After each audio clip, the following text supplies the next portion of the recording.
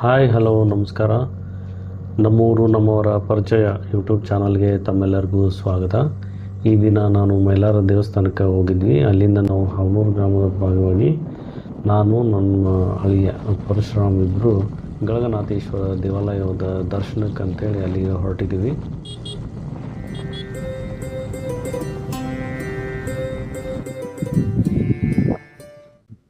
ಗಳಗನಾಥೇಶ್ವರ ದೇವಾಲಯಕ್ಕೆ ಬಂದಿದ್ದೀವಿ. ತುಂಬ ವಿಭಿನ್ನವಾಗಿರುವಂಥ ದೇವಾಲಯ ಹೊಳಿ ದಂಡೆಗಿದೆ. ನೋಡಾಕಂತ ಭಾಳ ಚಂದ ಐತಿ. ಮುಂಜಾನೆ ಏನಾದರೂ ಬಂದ್ರೆ 7 ಗಂಟೆ 7:30 8 ಗಂಟೆ ಒಳಗಡೆ ಏನಾದರೂ ಬಂದ್ರೆ ಇದು ಪಾಯಿಂಟ್ ಭಾಳ ಚಂದ ಇದೆ. ಏನು ಮೈಲಾರಲಿಂಗೇಶ್ವರ ದೇವಸ್ಥಾನಕ್ಕೆ ಬಂದಿರ್ತೀರಿ ಅವರೆಲ್ಲರೂ ಈ ಗಳಗನಾಥೇಶ್ವರ ದೇವಸ್ಥಾನಕ್ಕೆ ಬಂದು ಇಲ್ಲಿ ದರ್ಶನ ಪಡ್ಕೊಂಡು ಹೋಗ್ಬೇಕಂತೇಳಿ ನಾನು ಕೇಳ್ಕೊಳ್ತೀನಿ. ನಿಮ್ಗೆ ಅದು ವಿಡಿಯೋದೆಲ್ಲನೂ ಡೀಟೇಲ್ ಆಗಿ ನಾನು ನಿಮಗೆ ಶೇರ್ ಮಾಡ್ತೀನಿ. ತುಂಬ ಚೆನ್ನಾಗಿದೆ, ಭಾಳ ಅಂದ್ರೆ ಭಾಳ ಚೆನ್ನಾಗೈತಿ. ಬಂದು ಒಂದ್ಸಲ ವಿಸಿಟ್ ಮಾಡಿ ಹೋಗ್ರಿ. ತುಂಬ ವಿಶಿಷ್ಟವಾಗಿ ನಿರ್ಮಿಸಲಾಗಿರುವಂಥ ಈ ದೇವಾಲಯ ಪಿರಮಿಡ್ ಆಕಾರದಲ್ಲಿ ನಿರ್ಮಾಣವಾಗೈತಿ. ಈ ದೇವಾಲಯವು ತುಂಗಭದ್ರಾ ನದಿಯ ದಂಡೆಯ ಮೇಲಿರುವುದರಿಂದ ವರ್ಷ ಪೂರ್ತಿ ಬರುವ ನದಿಯ ಭೀಕರ ಪ್ರವಾಹ ಮತ್ತು ನೆರೆಹಾವಳಿಯಿಂದ ರಕ್ಷಿಸಲು ಇದರ ಅಡಿಪಾಯವನ್ನು ಪಿರಮಿಡ್ ಆಕಾರದ ಬಲವಾದ ರಚನಾತ್ಮಕ ಗೋಡೆಗಳ ಮಾದರಿಯಲ್ಲಿ ಎತ್ತರವಾದ ವೇದಿಕೆಯ ಮೇಲೆ ನಿರ್ಮಾಣ ಮಾಡಲಾಗಿದೆ.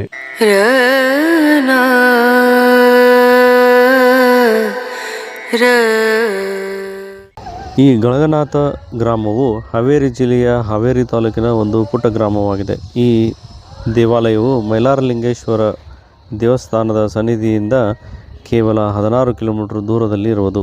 ಈ ಗಳಗನಾಥ ಗ್ರಾಮಕ್ಕೆ ಮೊದಲು ಪುಲ್ಲುನಿ ಅಥವಾ ಹುಲ್ಲುನಿ ಎಂದು ಇಲ್ಲಿರುವ ಶಾಸನಗಳಲ್ಲಿ ಉಲ್ಲೇಖವಾಗಿದೆ. ಈ ದೇವಾಲಯವು ತುಂಗಭದ್ರಾ ನದಿಯ ದಡದ ಪೂರ್ವಾಭಿಮುಖವಾಗಿ 11ನೇ ಶತಮಾನದ ಪಶ್ಚಿಮ ಚಾಲುಕ್ಯರ ಆಳ್ವಿಕೆಯ ಅವಧಿಯಲ್ಲಿ ಈ ದೇವಸ್ಥಾನವನ್ನು ನಿರ್ಮಿಸಲಾಗಿದೆ.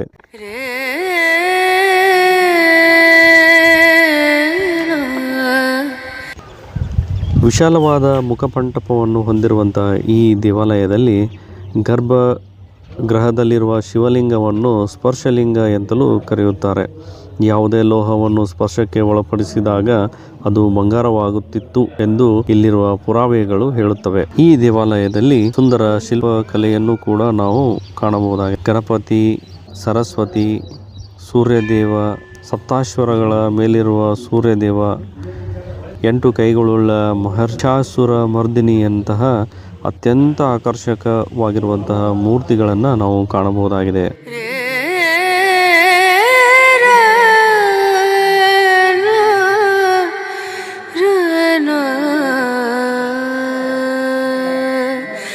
नजरिया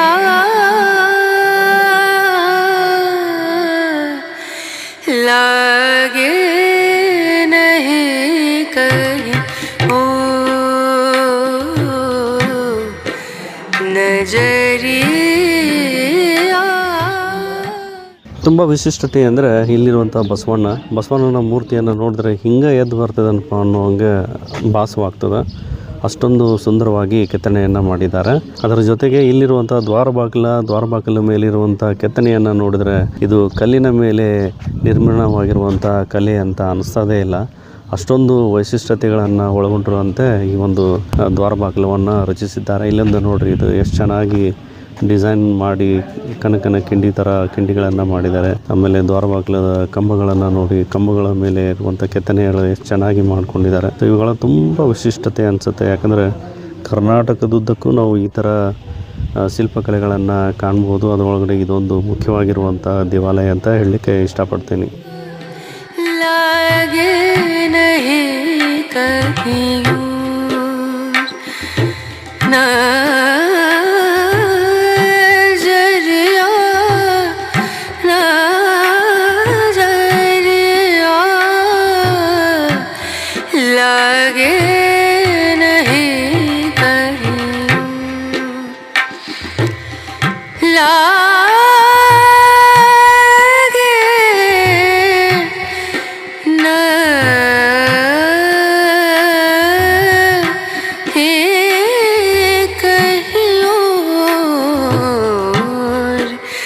नजरिया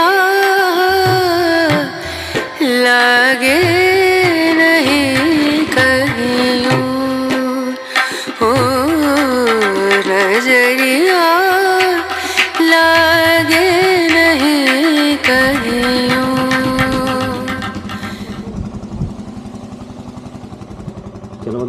ವಾಸ್ತುಶಿಲ್ಪಗಳು ಏನು ಡ್ಯಾಮೇಜ್ ಆಗಿದಾವೆ ಅವುಗಳನ್ನು ಇಟ್ಟಿರುವಂಥ ಸ್ಥಳ.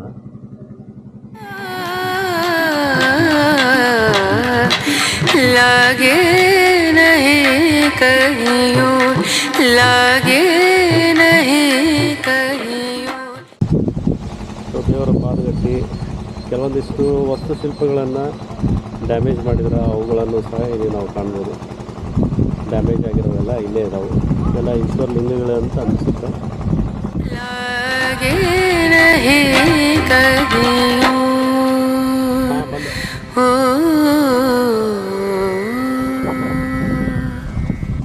ಹೊಳಿ ಒಳಗಡೆ ಇದ್ದು ಸ್ನಾನ ಮಾಡೋಕ್ಕೆ, ಹೊಳಿ ಒಳಗಡೆ ದೇವರ ಅಭಿಷೇಕ ಮಾಡಲಿಕ್ಕೆ ನೀರು ಬೇಕಲ್ಲ, ಅದಕ್ಕೆ ಹೋಗಿ ತೊಗೊಂಡು ಬರೋಕ್ಕೆ ದಾರಿ ಮಾಡಿದ್ದಾರೆ.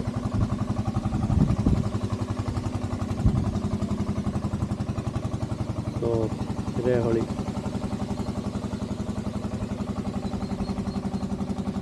ಎಲ್ಲರಲ್ಲೂ ಕೊನೆಯದಾಗಿ ಹೇಳಬೇಕಂದ್ರೆ ನನಗೀಗ 40 ವರ್ಷ. ಪ್ರತಿ ವರ್ಷವೂ ನಾನು ಮೈಲಾರಗುಡ್ಡಕ್ಕೆ ಬಂದೇ ಬರ್ತೀನಿ. ಆದರೆ ಇಷ್ಟೊಂದು ವೈಭವೀತವಾಗಿರುವಂಥ ದೇವಾಲಯದ ಬಗ್ಗೆ ನನಗೆ ಪರಿಚಯನೇ ಇರಲಿಲ್ಲ. ಇಷ್ಟೊಂದು ಸುಂದರ ಪರಿಸರದಲ್ಲಿ ರಚಿಸಿರುವಂಥ ಈ ದೇವಾಲಯವು ಅತಿ ಅದ್ಭುತ ಎಂದರೆ ತಪ್ಪಾಗಲಿಕ್ಕಿಲ್ಲ. ಈ ದೇವಾಲಯಕ್ಕೆ ನೀವು ಬರ್ರಿ, ನಿಮ್ಮ ಸಂಬಂಧಿಕರನ್ನು ಕರ್ಕೊಂಡು ಬರ್ರಿ, ಎಲ್ಲರೂ ಬಂದು ಇದನ್ನು ವೀಕ್ಷಣೆ ಮಾಡಲಿ. ನಮ್ಮ ಕರ್ನಾಟಕದ ವೈಭವ, ಶಿಲ್ಪಕಲೆಯ ವೈಭವವನ್ನು ಜಗತ್ತಿಗೆ ಪರಿಚಯ ಮಾಡಿಕೊಳ್ಳಲಿಕ್ಕೆ ತಾವೆಲ್ಲರೂ ಇದನ್ನ ವಿಸಿಟ್ ಮಾಡಿ ಅಂತ ಹೇಳಲಿಕ್ಕೆ ನಾನು ಇಷ್ಟಪಡ್ತಾ ಇದ್ದೀನಿ. ಎಲ್ಲರಿಗೂ ಧನ್ಯವಾದಗಳು.